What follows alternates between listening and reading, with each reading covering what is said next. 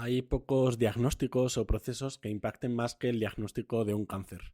Y para lidiar con todo este proceso, para los pacientes y los familiares, cada vez se está viendo más el valor de la humanización de los cuidados. Hoy, para hablar de la humanización en oncología, tenemos con nosotros a Héctor Nafría, con más de una década a sus espaldas en enfermería oncológica y ahora mismo supervisor de enfermería de procesos oncológicos del Hospital Universitario Puerta de Hierro.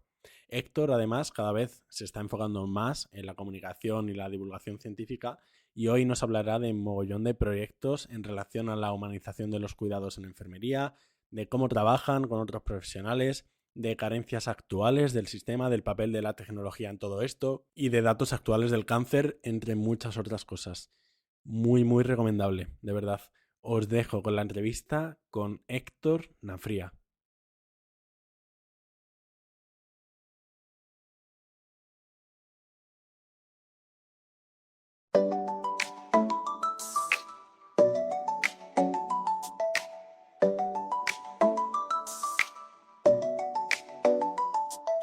Entiende tu salud, un podcast de salud y medicina creado por Gonzalo Vaquero Sanz.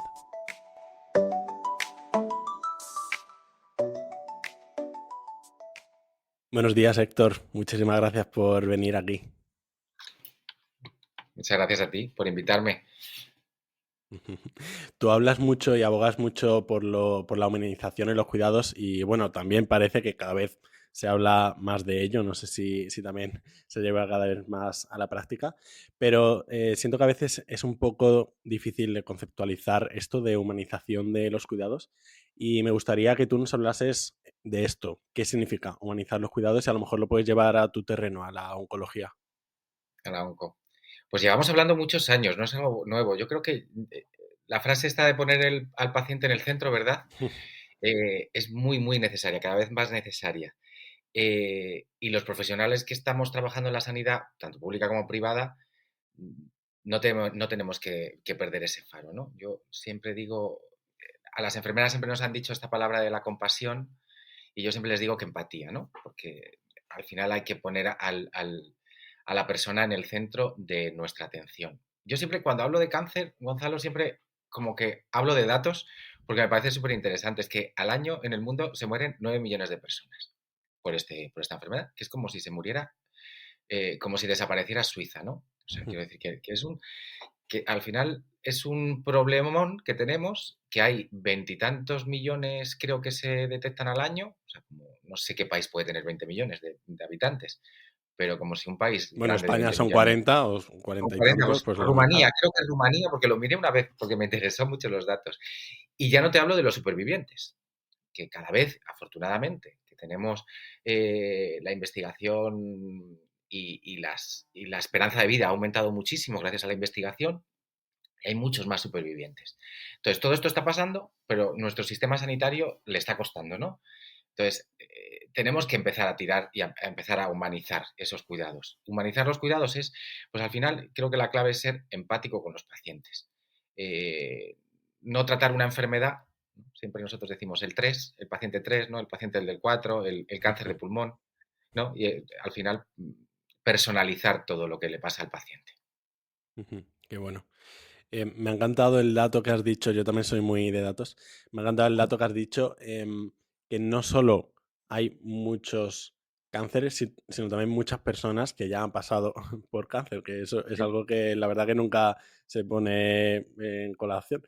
Y me gustaría que nos hablases ahora un poco de las carencias que existen. Ok, vale, esta es la humanización. Cuéntanos cosas que se hacen mal, qué carencias hay, qué necesidades para después hablar de soluciones.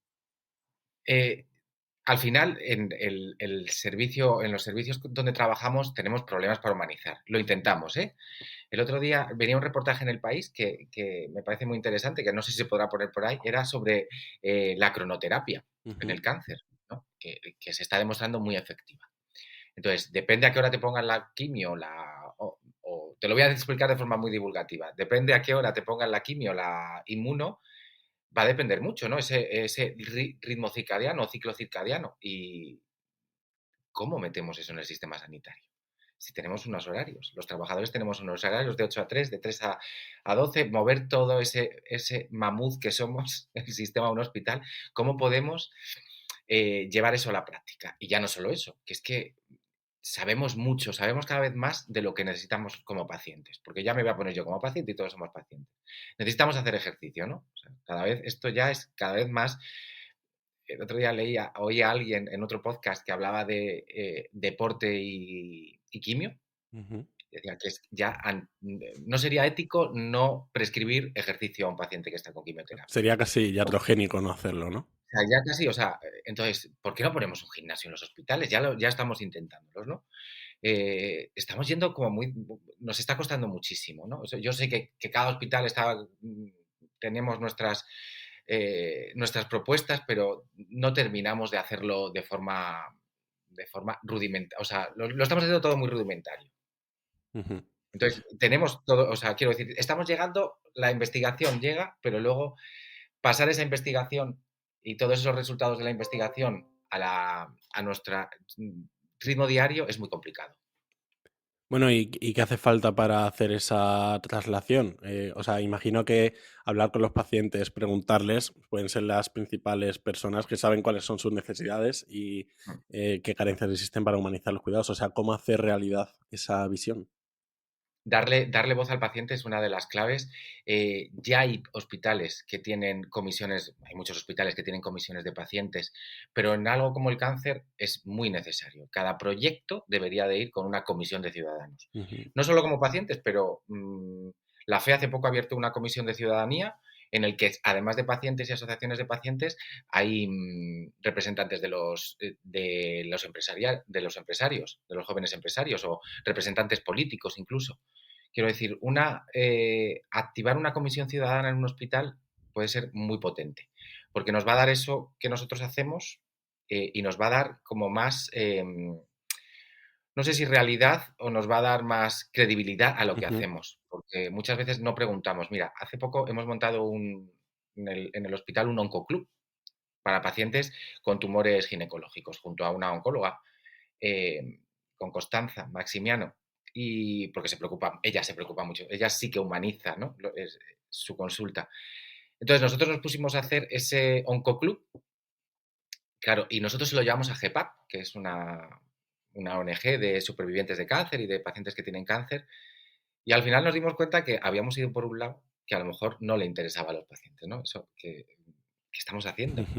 Entonces, nosotros, bueno, un paciente experto, y nos dijeron en GEPA, ya lo del paciente experto ya no es tanto como antes. Vamos a hacer esto, ¿qué os parece que hagamos? Entonces, al final, el Oncoclub se está convirtiendo en un punto de encuentro, yo lo llamo más un punto de encuentro entre los pacientes y nosotros, donde ellas, en este caso son ellas, nos dicen qué es lo que necesitan y nosotros se lo ofertamos 3 o 4 consultas más tarde, ¿no? Y hay una cosa que es maravillosa, y esta es otra de las carencias que no te he dicho antes, que es el tiempo. Ofrecerles un tiempo extra a los pacientes, a mí es una extra y un lugar seguro en el que comunicarse. La comunicación y el tiempo para los pacientes es súper necesaria y más, bueno, en oncología que te voy a contar. Qué bueno. Tú llevas trabajando bastante tiempo como enfermera oncológica en este Mm. campo y bueno, habrás dado un paso más adelante, digamos, como supervisor de procesos oncológicos.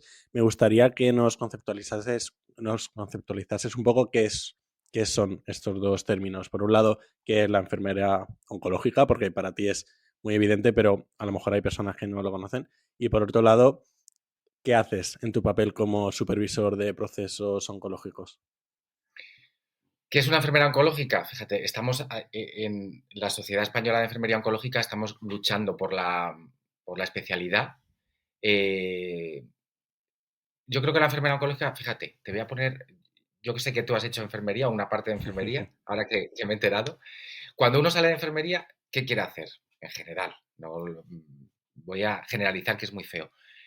Uno quiere ser enfermero de urgencia, enfermera de urgencias, enfermera de UCI, salvar muchas vidas y dar muchos saltitos por encima de los que está muy bien, que no se enfaden mis compañeras de Me urgencias, estoy acordando de bastantes amigos míos que literalmente tienen esa idea.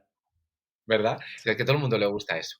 Y de repente, muy poca gente te dice que le gusta la onco. Y te voy a contar que yo tampoco me gustaba la onco. Hasta que uno no llega ahí, que le toca, pues ya sabes cómo son estas cosas de la sanidad, te toca un contrato en onco. Y realmente uno se da cuenta que el cuidado oncológico es es tan base de lo que hacemos las enfermeras por los pacientes. Convertirte en referente en un paciente oncológico, que cuando pase te conozca, que cuando vayas por la calle alguien te diga, tú cuidaste a mi madre, la cuidaste muy bien, ¿sabes? Esa relación que se hace entre paciente y enfermera, ese rol de cuidado, es yo donde más lo he vivido. Es verdad que donde más he trabajado ha sido en onco. Pero si lo hablo con otras compañeras que se dedican a otra cosa, eh, creo que es la clave de que podemos hacer las enfermeras. ¿Qué hace una enfermera oncológica? Pues muchas cosas. Además de administrar los tratamientos, prevención, que no hablamos mucho de prevención, pero deberíamos de hablar Ujú. más. Eh, Hablamos de investigación, tenemos que investigar mucho. Antes que hablábamos, Gonzalo, de los supervivientes, hay que investigar mucho en supervivientes porque cada vez son más y más pacientes a los que curamos, pero no seguimos tratando. No, que te curas y eso es una cosa muy multidisciplinar, pero muy, muy, muy enfermera. Que hay pacientes que tienen que dejar de trabajar con 35 años y no se les ofrece otra cosa. Además de investigar, ¿qué hacemos? Pues como yo ahora mismo, gestionar. Hago mucha recursos humanos, más de lo que me gustaría, pero bueno, intentamos poner proyectos como ya te he dicho, el Oncoclub, estamos intentando dándole vueltas a poner un gimnasio en el hospital, a eso me dedico, además de que esté cubierto el turno, ¿no? Y que lo que hagamos se base en una calidad en los cuidados. Qué bonito, no lo había pensado, pero realmente sí que me parece que una enfermera oncológica tiene un rol como muy puramente enfermero. Y eso me gusta Yo mucho, creo que tío. es una de las que somos de los que más, o sea, junto a la de paliativos, porque tenemos ese rol de paliativos, Ujú, somos como muy referente, ¿no? Para los pacientes y para la familia. O sea, ujú. yo creo, siempre le digo a mis compañeras enfermeras que tratemos igual de bien a la familia que a los pacientes, ¿no? Porque sin familia no llegamos a ningún lado. Entonces, ese rol y esa esfera que te da los familiares también es muy potente. Total. Mm. Te iba a preguntar que cómo habías terminado en este campo, en oncología, em, pero mejor te voy a preguntar por qué después de 15 o 20 años has seguido en este campo. ¿Fue algo fortuito o fue una elección? Muchas veces todo esto es fortuito. Pues mira, sí, sí, o sea, yo caí en oncología haciendo una baja, ya sabes, cuando uno termina la carrera te haces una baja y luego, pues, me gustó, seguí y he estado los últimos 15 años, ya te digo, en onco. Salí una temporada y tuve que salir una temporada porque otra de las carencias que tiene el sistema sanitario es que no nos cuida o no sabemos cuidarnos nosotros. Cuando nosotros, tú sabes, y no, o sea, no me voy a poner muy emocional, pero yo tuve un momento de fatiga por compasión, ¿no? Eso la compasión significa sufrir con, y al final yo sufría mucho con mis pacientes. Entonces, hubo una época que tenía que salir, y es verdad que se me facilitó. Me fui a gestionar camas a una parte del hospital. Y luego me fui de supervisor de urgencias. Salí a una plaza de supervisor y dije, venga, voy a cambiar un poco. Hice un máster de investigación, de divulgación científica, y luego salió esta plaza otra vez de supervisión de onco y he vuelto 2 años y medio después como supervisor. Pero sí que es verdad que tuve que dar un poco un cambio a mi vida por esta fatiga por compasión que tuve. Sufrí durante una temporada mucho y es verdad que me gustaría, fíjate, es una cosa que me gustaría mucho como supervisor, es poder cuidar a mis compañeras y compañeros en este proceso que pasamos, porque nosotros pasamos duelos con nuestros pacientes. Bueno, al final, haber pasado por esta experiencia tú también te va a permitir cuidar mejor de tus compañeras, como has dicho. También esto Mm. enlaza muy bien con una de las primeras ideas que has dicho en la charla, que es compasión versus empatía, que lo has dicho así un poco someramente, pero yo me he quedado con que prefieres la palabra empatía más que compasión y ahora, ahora tiene sentido. Sí, tiene mucho sentido. Yo siempre le diría a mis compañeras, y le diría, no todas, solo a las oncológicas, ¿no? Que se apoyen en los demás, ¿no? O sea, tenemos un proyecto que vamos a intentar sacar adelante, que es un proyecto de counseling con enfermeras y de ayuda, y uno de los proyectos es ir por pares. Que en este momento que alguien pueda verbalizar si tiene algún problema. O sea, porque pues sufrimos, acompañamos en casos muy duros y esto te lo llevas a casa y luego la gente tiene hijos y tiene padres y, y es complicado curarse. a mí me costó curarme eh, con ayuda y salir. Y al final sabías que tenías que salir, todo surgió y todo salió, perdón. Pero todavía me sigo acordando de mucha gente. Yo siempre me acuerdo de Pipe, de Sergio, ahora de Almudena. Es que nuestro proyecto se va a llamar Almudena, el de ayuda, Qué por bonito. una paciente que pasó por el hospital y que todos quisimos muchísimo. Era una chica joven que ojalá me esté viendo su madre, con la que me siga hablando y que nos dejó algo ahí a todos y que por ella, pues, sobre todo, o sea, fue la guinda, pero nos ayudó tanto a todos y por ellas soy mejor profesional. Qué bonito. Bueno, me está encantando que des así proyectos y buenas prácticas que hacéis reales, como esto del counseling, como lo de antes, el club y todo esto, porque, y quiero que lo sigas haciendo durante toda la charla porque creo que aporta mucho valor. Quería preguntarte que hay pocos diagnósticos que generen un choque emocional tan fuerte como un diagnóstico de un cáncer, no solo para el paciente, sino también para su círculo, como antes decía, para su familia o sus allegados. ¿Cómo abordáis desde enfermería este choque, esta ansiedad, este miedo del diagnóstico de un cáncer? Yo creo que es uno de los diagnósticos más que más te pueden golpear, ¿verdad? Es verdad que nosotros, yo ahora mismo estoy en una planta de hospitalización, no nos llegan muchos diagnósticos, pero el diagnóstico creo que tiene que tratarse de una forma muy multidisciplinar. O sea, vosotros como médicos, los médicos tenéis aquí clave, tiene que ser clave para dar esas noticias. Tenemos psicooncólogos que tienen que ayudar durante todo este proceso y pasar de ese rol de persona sana a rol, esto está muy estudiado, a rol de paciente es duro, pero cuando el rol Es un de duelo paciente también. duelo totalmente a paciente oncológico es mucho más. Eh, tenemos psicooncólogas que ayudan en el proceso y las enfermeras tenemos acompañamiento, tenemos diagnósticos enfermeros que los seguimos en nuestros planes de cuidados, pero ya te digo, yo creo que esto es algo tan multidisciplinar que deberíamos de tratar todos los del hospital, todo el personal. Ujú. Tengo que decir que, aunque entiendo que es de los diagnósticos más duros de recibir, creo que hay una fuerte influencia de nuestra cultura, de por cómo tenemos conceptualizado el cáncer, porque por otro Ujú. lado, más de la mitad, y a ti que te encantan los datos, más de la mitad de los pacientes con cáncer se curan. Y Durán. eso yo creo que es algo que la gente no conoce, pero bueno, entiendo que hay toda una idea y una cultura en torno al cáncer y que eso hace que sea un choque más fuerte este diagnóstico. Es verdad, culturalmente hablábamos hace poco en un congreso y hablábamos de los cánceres pandilleros. Cánceres que hablábamos de estos cánceres que pueden ser más todavía, o sea, que te dicen, bueno, tienes un colon, tienes, pero estos páncreas, tumores cerebrales, que afortunadamente hoy en día parece que la cosa está cambiando, ¿eh? Pero se ha quedado ahí en nuestra impronta genética, ¿verdad? Ese susto, la mama para la mujer, que no, o sea, no, para nada estoy diciendo que no sea un golpe, Ujú, pero sí que es verdad claro. que se han quedado, que por muchas campañas que se hacen de sensibilización, es verdad que el diagnóstico siempre sigue teniendo, pero es verdad que hay que decirle a la gente que se sale y Ujú. que estamos ahí para ayudar a que salgan y que luego hay que seguir ayudándoles.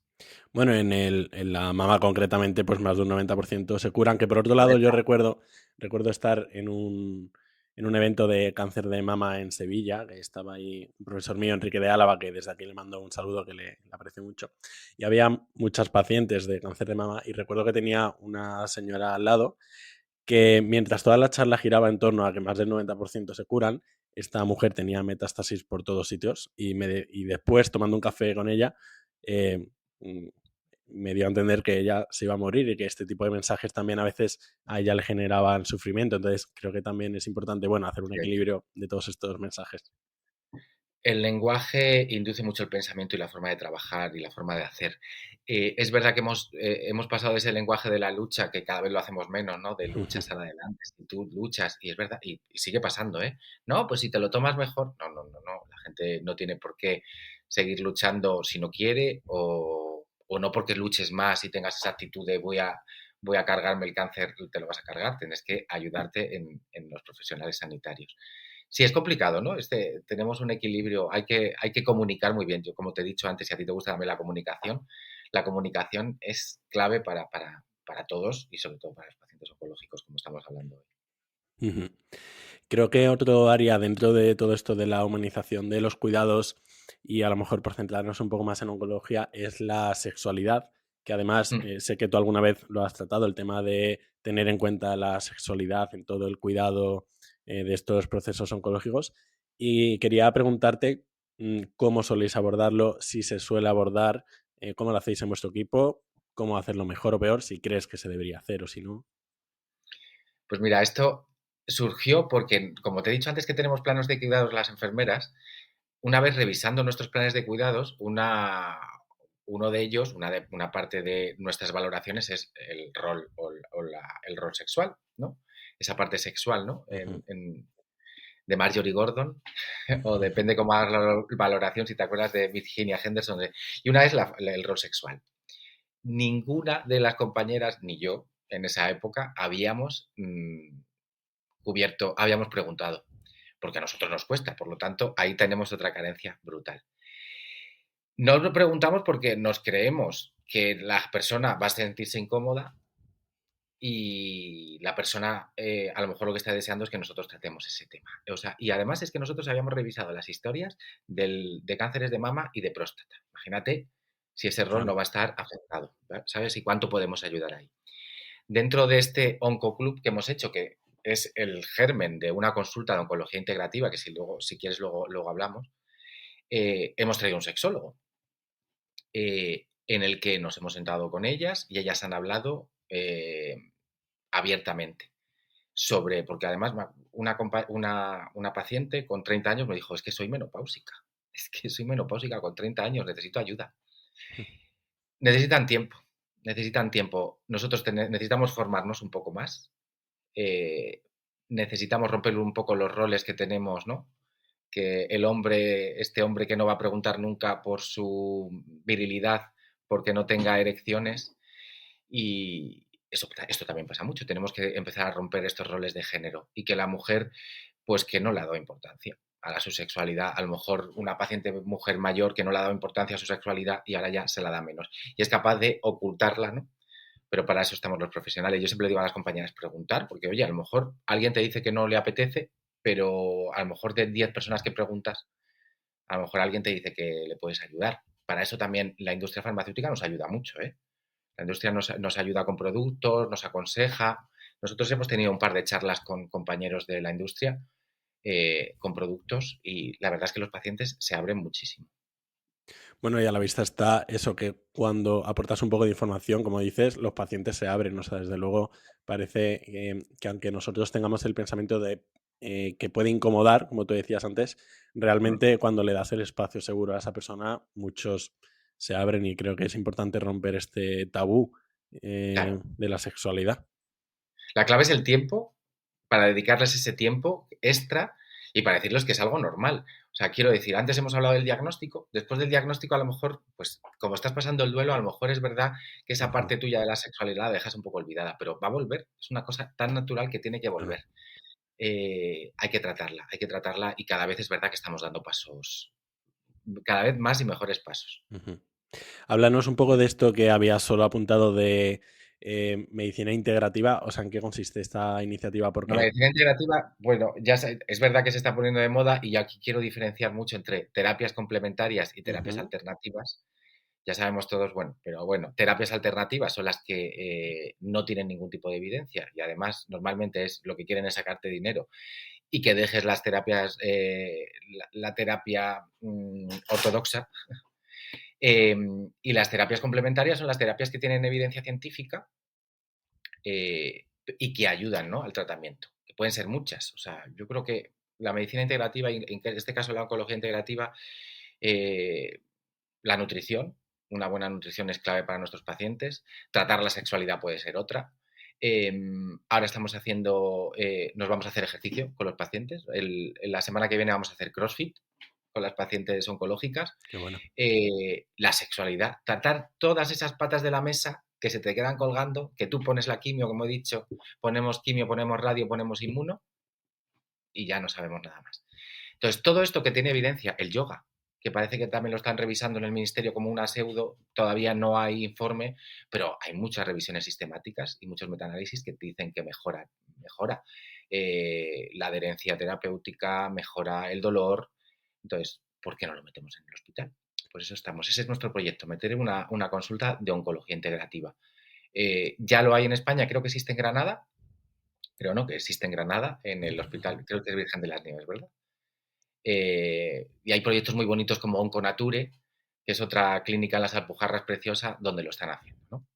Entonces, el poder abrirte hacen mindfulness, que también la mindfulness tiene mucha evidencia científica. Coger ese prisma de esa parte del paciente que nunca hemos cogido y que yo creo que va a ser una revolución en la oncología. Qué Y bonito. no lo es ya. Y me parece interesante esta distinción que has hecho entre complementaria y alternativa, porque no es para nada una idea conocida en la población. Y complementaria y alternativa se suelen utilizar como sinónimos, incluso, Como algo... sí, incluso entre la comunidad médica, vamos, ya te digo. Y precisamente quería preguntarte sobre esto, sobre pseudoterapias, porque siento que los pacientes oncológicos son un colectivo con un riesgo especial Sí. para acceder o buscar o que les ofrezcan pseudoterapias. No sé cómo trabajáis esto. Sí, hay un GEPAC, esta asociación tiene un libro muy interesante que es todos los mitos, ¿no?, que pueden tener los pacientes con cáncer y son los que más sufren, todas estas mentiras y bulos en salud. Y normalmente no, quiero decir, ¿para qué nos ayuda también la oncología integrativa? Para hacer cosas que hacen nuestros pacientes que no sabemos qué hacen. Hay muchísimos estudios que preguntamos a nuestros pacientes, oye, ¿qué hierbas? Porque todo el mundo luego toma que si cúrcuma, que Ujú. si magnesio, y no te lo dicen, y muchos de estas plantas pueden interferir contra la quimio, contra anticoagulantes, contra etcétera. ¿Qué es lo que pasa? Que no nos lo dicen. La gente utiliza unas terapias que no saben si tienen evidencia o no. Otra de las clases de nuestro Oncoclub va a ser ayudar a los pacientes a diferenciar entre terapias complementarias y terapias alternativas. ¿Cómo lo hacemos? Pues queremos hacerlo así, que metiendo la consulta de oncología integrativa, porque si no, los pacientes tienen miedo y no nos lo dicen. Además, date cuenta que hablábamos el otro día de lo fácil que es que tu vecino te diga, pues tómate esto, que está fenomenal. Y les hacemos caso, ¿no? Es una cosa que... Y cada vez las terapias alternativas están tomándonos, ya sabes, los bulos en salud, están tomando mucho peso en nuestra sociedad. Pero es muy importante y yo creo que hay que enseñar a nuestros pacientes, esa, ya te digo, es una de nuestras claves. La clase que hicimos de nutrición, la nutricionista la hizo, es que quería decir su nombre, pero se me ha olvidado, Candelaria Soulas. La hizo basada en mitos en nutrición y cáncer, que es otra patita, patita fuerte. Y claro, las enseñó lo que ellas creían, ¿no? Lo de hay que comer de todo. Bueno, pues a lo mejor no tienes que comer de todo, no te agobies, ¿no? Todo lo que le meten al paciente oncológico. Ahora toma una dieta cetogénica. Ahora vamos a hacer que estés ácido. Ahora, entonces, pues Ujú. nada, fue muy interesante porque nos estuvo contando toda la evidencia científica sobre los mitos en nutrición. Qué interesante. Bueno, creo que pueden ser un colectivo de riesgo que precisamente esto surja del miedo y de pues Claro, la desesperación. Y te iba a preguntar sobre cómo combatís esto de los bulos vosotros y vosotras. Pero bueno, has comentado varias iniciativas interesantes como pues informes de entidades oficiales sí, o charlas, pues por ejemplo, para esto de la nutrición que comentabas, o con tiempo. Al final parece que el recurso del con tiempo, el tiempo. y incluso tú haces una labor de divulgación Sí. muy importante que también es para luchar contra todo esto. Sí, la oficina de cultura científica que estamos creando en el Consejo es eso. Al final, lo que intentamos en nuestra oficina de cultura científica del Consejo General de Enfermería es educar a la gente en conceptos complicados de investigación para que sepan tomar mejores decisiones en salud. Una de nuestras iniciativas es hacer mini píldoras para la ciudadanía, ayudado por ellos, en el que les decimos, por ejemplo, te voy a poner el título de una que es correlación no significa causalidad. Ujú. Entonces les explicamos un poco que todo puede tener correlación, pero no todo es causa una cosa de otra, ¿no? Les ponemos el ejemplo del gallo y el sol. O sea, el sol no sale porque el gallo cante, es una correlación, pero no es una causalidad. Entonces, les ayudamos un poco. Hicimos una que a mí me gustó mucho, una píldora que es con pacientes explicándoles mm, cuando lees en las noticias, que eso también es verdad que muchas veces no ayuda mucho, cuando un periodista científico, que lo hace muy bien, pero hay muchas veces que pone, se encuentra la cura del cáncer en animales. Bueno, pues es que entonces hay que explicarles a los pacientes y a la gente que no sabe de investigación que cuando está en animales todavía queda mucho para que llegue al humano, ¿no? Entonces, hicimos otra píldora de esto. Entonces, al final hay que educar a la ciudadanía en conceptos científicos que pueden ser complicados, pero que hay que explicárselos de otra forma, para eso divulgamos. Creo que es muy difícil luchar contra todas las fake news y todos los bulos, o sea, solo se me ocurren soluciones, rollo, inteligencia artificial, pero creo que llevado a la tierra puede ser más interesante hacer iniciativas de, en vez de restar lo que viene, aportar información nueva con fuentes fidedignas. Creo que puede ser un enfoque bastante interesante. Sí, sí, que es lo que hacemos al final, o sea, la charla que hicimos de nutrición es, vamos a ver qué dicen, la dieta cetogénica funciona, qué dicen los estudios, esto no es real. Parece ser que no hay tanta evidencia como parece, ¿no? Entonces, y yo creo que el otro día leía un libro también que decía que como investigadores y como gente que hacemos ciencia o que participamos en investigaciones científicas, tenemos que dejar muy claro que nos podemos equivocar. La ciencia está viva, es abierta y que nos podemos equivocar muchísimo, quiero decir, porque la gente además te ataca con el que es que decíais que el vino era bueno, pero es que la evidencia cambia, ¿no? Y el aceite de oliva un día, ¿no? Entonces eso parece que cala mucho en la sociedad. Es que nos decís cada día una cosa. Sí, desafortunadamente es así, porque la ciencia, yo te digo, cambia día a día. Entonces lo que Bueno, hoy puede tener evidencia, claro, bueno, eso mañana es no. una característica de la ciencia versus a la Claro, pseudoterapia. Por ejemplo, la claro, pseudoterapia no puede ser contrastada ni eliminada precisamente por esto y que pueda ser reenfocada o cambiada las conclusiones es una característica inherente totalmente, a la refutada. ciencia. Quería preguntarte ahora sobre los familiares. Has comentado un par de veces la importancia de trabajar con los familiares. Muchas de las iniciativas que has dicho, como por ejemplo esta de la charla en nutrición, se me ocurre que también podrían ir los familiares, no Sí, solo sí los vienen pacientes. familiares, sí, sí. Está abierta a familiares, ¿eh? Sí, sí. Ujú, exacto. Todo lo hacemos abierto a familiares, sí, sí, lo que ellos no la cerramos solo a pacientes, no, no, no. Suelen venir además familiares bastantes, no siempre vienen a todas, pero está abierto para que ellos traigan a quien quieran. Sí, yo siempre digo a mis compañeras que el mayor estudio que se hizo de felicidad en el mundo, ese estudio de Ujú, Harvard tan conocido, sí. es que cuanto la gente más vive y mejor vive, es cuanto más apoyo tienen, ¿no? Y sobre todo, la mayoría de las veces, por sus familias, ¿no? O sea, tener esa red, ¿no? Esa red de familiares, ya no hablo de familiares, no hace falta que nos lo tomemos como padre, madre, sino que la familia puede ser tus amigos. Quiero decir, meter a todo ese grupo dentro del cuidado nos va a aportar mucho a nosotros y le va a aportar mucho al paciente y sobre todo a los familiares también. Ujú, qué bueno.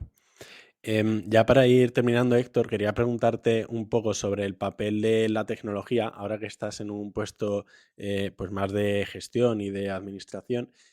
Hay diferentes problemas, como por ejemplo, justo empezabas hablando del tema de la cronoterapia, que cómo podemos hacerlo. Pues yo inmediatamente pensé, verdad que yo trabajo en este campo y entonces pues tengo ahí un sesgo importante. Pensé, bueno, pues con tecnología probablemente podría hacerse. O por ejemplo, se me ocurre que se podría fomentar la autonomía de los pacientes oncológicos con diferentes tecnologías e innovación, como yo que sé, el ingreso domiciliario, telemedicina, este tipo de cosas. No sé si estáis implementando proyectos más de índole tecnológica para humanizar los cuidados en oncología, mejorar todo lo que hacéis, los procesos. Sí, sobre todo yo creo que nos facilitaría mucho esto que has dicho, que ya hay 2 hospitales en Madrid que lo han puesto, que es la quimioterapia en tu casa. Ujú, O sea, esto tiene que ser una revolución y debemos de seguir todos los hospitales detrás. Ese es otro proyecto que tenemos, pero bueno, eso ya sabes que es complicado. Eh, y, la, y yo ahí creo que lo que nos va a ofrecer es mucho tiempo. exacto. La revolución de la I nos va a ofrecer, de la IA nos va a ofrecer mucho tiempo.